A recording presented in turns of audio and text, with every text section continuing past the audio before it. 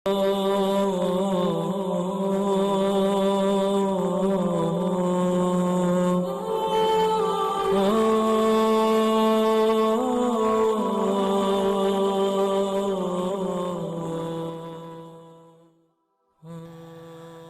باللہ من الشیطان الرجیم بسم اللہ الرحمن الرحیم۔ السلام علیکم میرے معزز اور قابل احترام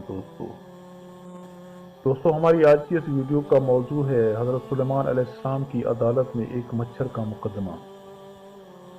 دوستو ایک مچھر نے حضرت سلیمان علیہ السلام کے دربار میں آ کر فریاد کی، اے وہ ذات گرامی جس کی سلطنت جن و انس اور ہوا پر ہے، تو جن و انس کے جھگڑوں کا فیصلہ کرتا ہے، ہوا میں اڑنے والے پرندے اور دریا میں تیرنے والی مچھلیاں سب تیرے انصاف کی تعریف میں رتب و لسان ہیں۔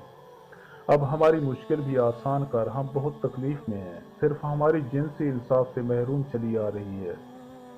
حضرت سلیمان علیہ السلام نے مچھر کی یہ درد بھری فریاد سن کر کہا کہ اے انصاف ڈھونڈنے والے، تو کس سے اپنا انصاف چاہتا ہے؟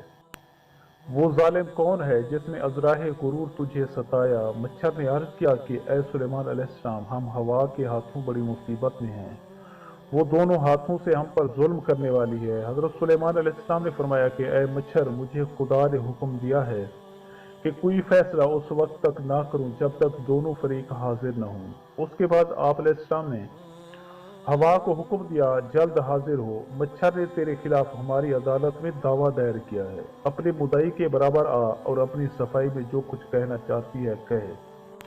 ہوا حکم سنتے ہی فراٹے بھرتی ہوئی آئی اور حضرت سلیمان علیہ السلام کے روبرو حاضر ہو گئی۔ مچھر اس ہوا کی تیزی سے راہ فرار پر بے اختیار مجبور ہو گیا۔ مچھر کا دم گھٹنے لگا، اس میں ٹھہرنے کی تاب ہی کہاں تھی، فوراً بھاگ نکلا۔ حضرت سلیمان علیہ السلام نے فرمایا کہ اے مچھر ٹھہر جا، تو کہاں جاتا ہے تاکہ میں دونوں کا فیصلہ کروں؟ ذرا رک تو صحیح، تیرے مخالف فریق کی بات بھی سن لوں۔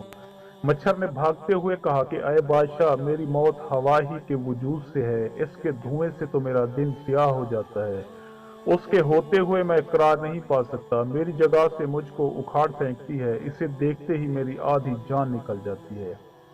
دوستو مولانا روم رحمۃ اللہ علیہ صالحین کو تعلیم فرماتے ہیں کہ یہی کیفیت حق تعالیٰ کے ڈھونڈنے والے کی ہوتی ہے۔ جہاں حق جلوہ نما ہوتا ہے، ڈھونڈنے والا وہاں سے غائب ہوتا ہے۔ اگر نفس زندہ ہے اور تکبر سے پر ہے تو اس انانیت کے ساتھ قرب خدا ناممکن ہے، اس انا کو فنا کرنا ہوگا۔ قرب خداوندی کے حصول میں بقا ہی بقا ہے، اپنی مرضی کو مرضی الہیہ کے تابع اور غلام بنا دے۔ دوستو اس واقعے سے ہمیں یہ سبق ملتا ہے کہ حق تعالیٰ کو ڈھونڈنے والے کی کیفیت بعینہ ایسی ہے، جہاں حق جلوہ نما ہوا وہاں ڈھونڈنے والا غائب۔ حق تعالیٰ کا جمال ہمیشگی کے لیے ہے، بقایا ہر شے فانی ہے۔ دوستو میں امید کرتا ہوں کہ آپ کو میری یہ ویڈیو اچھی لگی ہو۔ اگر آپ کو میری یہ ویڈیو اچھی لگے تو پلیز آپ میرے چینل کو سبسکرائب اور اس ویڈیو کو لائک ضرور کیجیے، اور اپنی قیمتی آراء کا اظہار نیچے کمنٹ سیکشن میں کرنا مت بھولیے۔ شکریہ، خدا حافظ۔